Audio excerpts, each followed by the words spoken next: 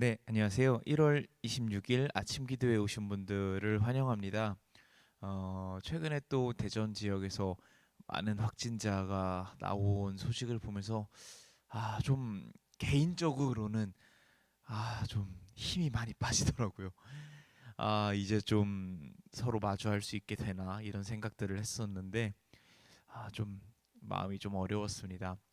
그런데 말씀을 읽으면서 오늘 이 설교 말씀을 또 준비하면서 하나님께서 어쩌면 그 수고하고 뭐 힘들고 어려운 마음들 다 알지만 그래도 일상 가운데서 삶 가운데서 하나님 붙잡기를 놓지 않는 것, 그것을 훨씬 더 원하시는구나 라는 그런 생각이 조금 들었습니다. 그렇게 위로를 좀 해주시더라고요. 그래서 아마 이 아침 기도를 보고 계신 많은 분들도 좀 그렇게 허탈하고 힘 빠지는 마음이 드실 수도 있을 것 같은데, 그럼에도 불구하고 하나님께서 우리의 일상 가운데 함께 하시고 그 일상 가운데서의 예배를 받기를 원하신다라는 것을 함께 기억할 수 있으면 좋겠습니다. 그런 마음 담아서 함께 날마다 숨쉬는 순간마다 기쁘게 찬양하고서 아침을 열겠습니다.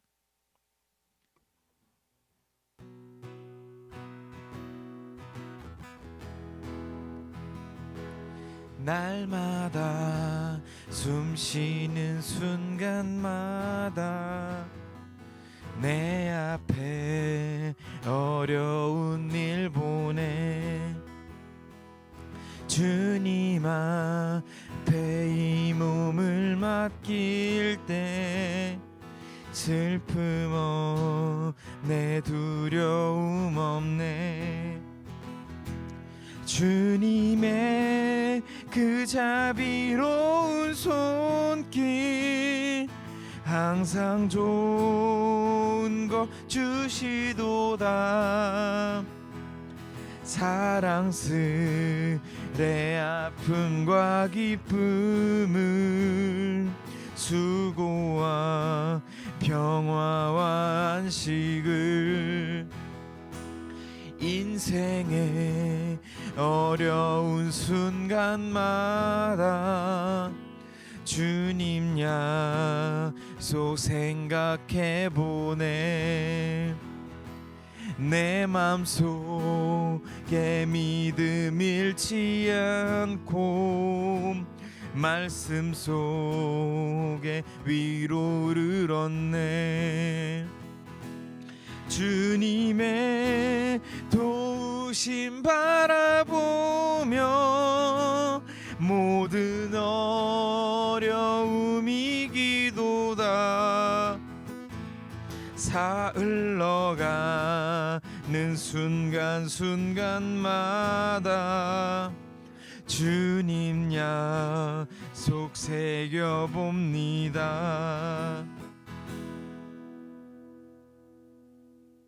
아멘.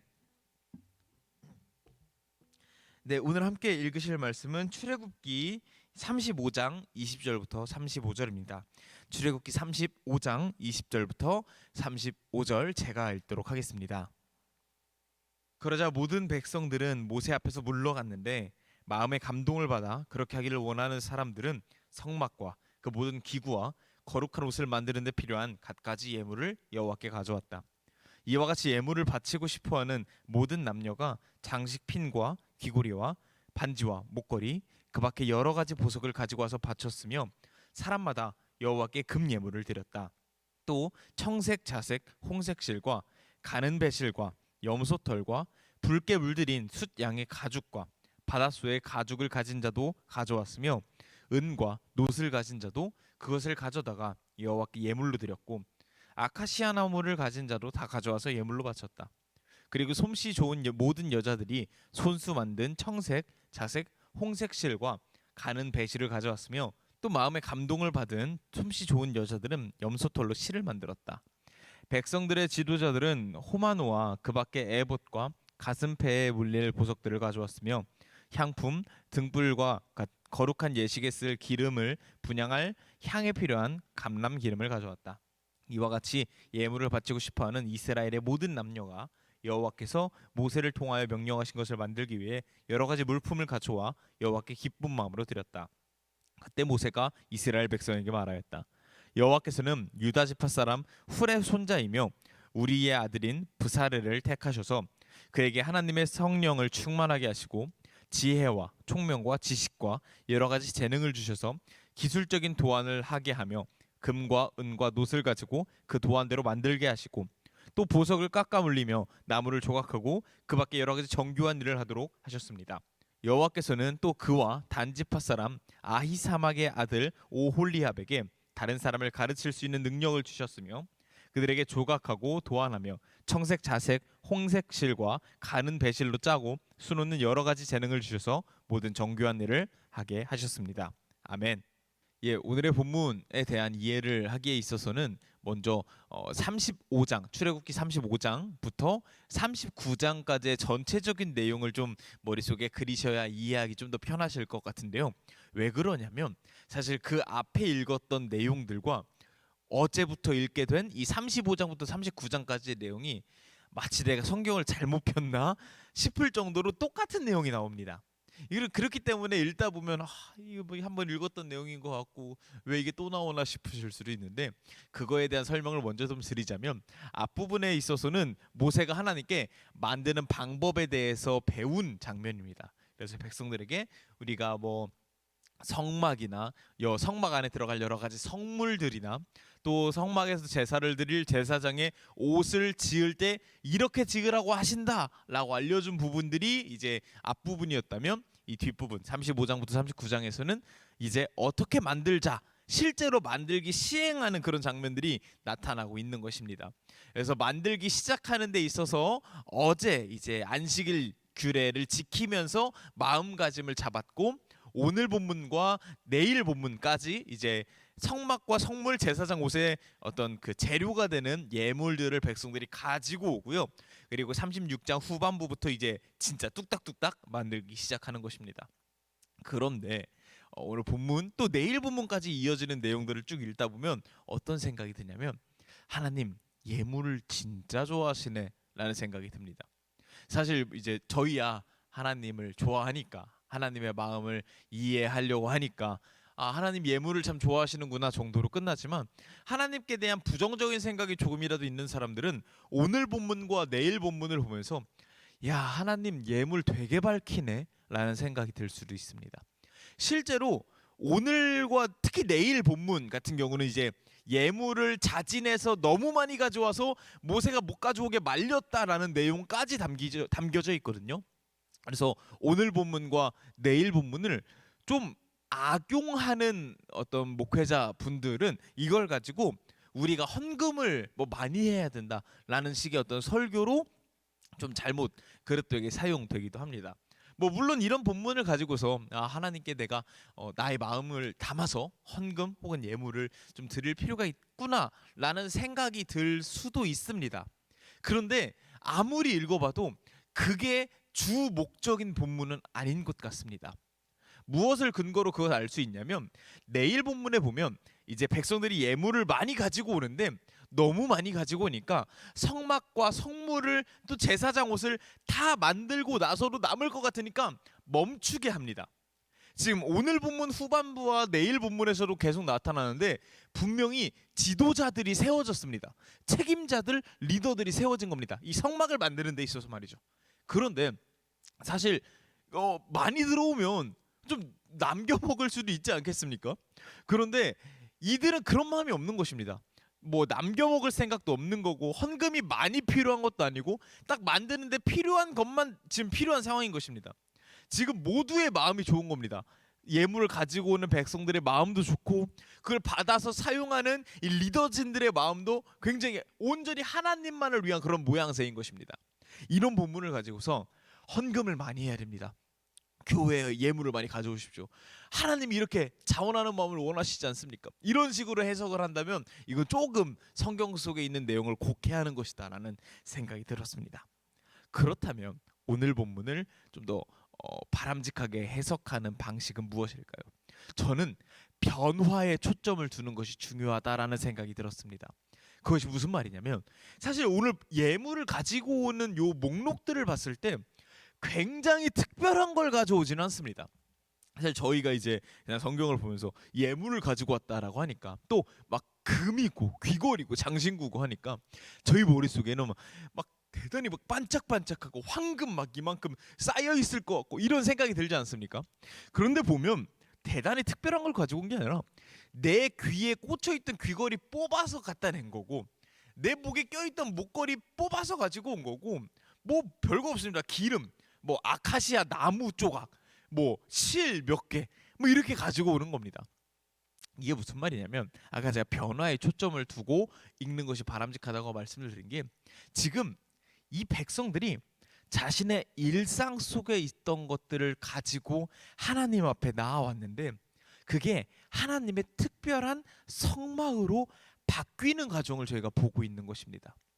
사실 이 금귀걸이 또 뭐 가지고 있는 것들 청색실, 홍색실, 뭐 자색실 누가 주신 건지 아시죠? 하나님이 주신 겁니다. 하나님이 이집트에서 이스라엘 백성들을 끄집어내서 보내실 때 이집트 사람들 걸 뺏어서 준 거 기억하고 계시죠? 지금 하나님이 주신 일상들 가지고 있던 것들을 하나님 앞에 가지고 왔을 때 그게 특별하게 바뀌고 있는 상황인 것입니다. 사실 하나님이 성막을 정말 대단하게 만들고 싶으셨다면 이 백성들의 일상 속에 있는 것으로 만들려고 하지 않으셨을 겁니다. 너네들 가서 뭐 백향목을 베어와라, 어디에 철광이 있으니 가서 금을 캐와라, 뭐 다이아몬드를 가져와라, 뭐 이렇게 하셨을 수도 있을 것이고 이집트에서 뺏으셨던 것처럼 딴 나라에서 귀한 걸 가지고 왔을 수도 있었을 것입니다. 그런데 이렇게 뭔가 특별한 걸 가지고 특별한 걸 만드시는 게 아니라 일상 속에 있는 걸 가지고 특별하게 만들어가고 있는 것입니다. 이것이 제가 말씀드린 변화입니다. 오늘의 본문에서 말하고자 하는 것은 백성들이 예물을 가지고 왔다, 예물을 많이 가지고 와야 특별한 걸 만들 수 있다, 이런 걸 말하는 게 아니라 우리의 일상적인 부분이 하나님의 손에 쥐어지면 특별한 것으로 변할 수가 있는 것이구나. 내가 평범하게 가지고 있는 것이 하나님 손에 쥐어지면 거룩하게 변할 수 있는 것이구나. 내 삶이 하나님 손에 쥐어주면 거룩한 제사장처럼 변화될 수 있는 것이구나 라는 것을 우리가 생각해 볼 수 있을 것 같습니다. 그러면서 우리는 자연스럽게 예수님을 떠오르게 됩니다. 예수님 손에, 예수님의 보혈에 씻겨진 우리의 삶이 그 보혈을 통과하면서 하나님과 소통할 수 있는 거룩한 제사장으로, 왕 같은 나라로 변화되는 것입니다. 그것을 오늘 본문에서 보여주고 있는 것은 아닐까 하는 생각이 들었습니다. 오늘 본문을 보면서 좀 아까 말씀드렸던 것처럼 잘못 해석하면 좀 굉장히 부담이 생길 수가 있습니다.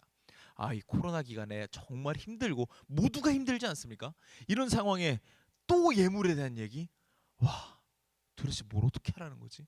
당장 먹고 죽을 애도 없는데 헌금을 내라는 얘기인가? 뭐 이런 생각이 들 수도 있는데 사실 오늘 본문은 그런 내용이 아닙니다. 코로나 시기에 모두가 정말 힘든 이 일상을 버텨내고 있는 이런 상황 가운데서 우리의 버텨내는 일상, 그 평범하고 비루해 보이고 초라해 보이는 그 일상 속에서 그럼에도 불구하고 나의 삶을, 나의 일상을, 나의 날마다 숨쉬는 순간을 하나님께 내어드릴 때 하나님께서 그것을 거룩한 것으로, 귀한 것으로, 특별한 것으로 탈바꿈해 주신다라는 본문이 오늘의 본문 내용이라는 생각이 들었습니다.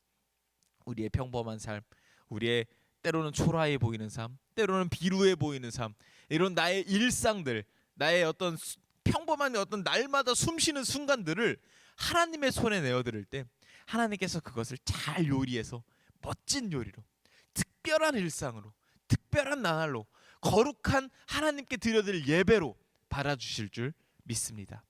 오늘도 우리 모두 뭐 잘은 모르겠지만 다들 힘겨운 삶을 사실 텐데 그 특별하고 그 힘겹고 그 어렵고 그 평범한 일상을 하나님께 맡겨 내어드릴 수 있는 그런 저와 여러분이 될 수 있으면 좋을 것 같습니다. 기도하고 마치도록 하겠습니다.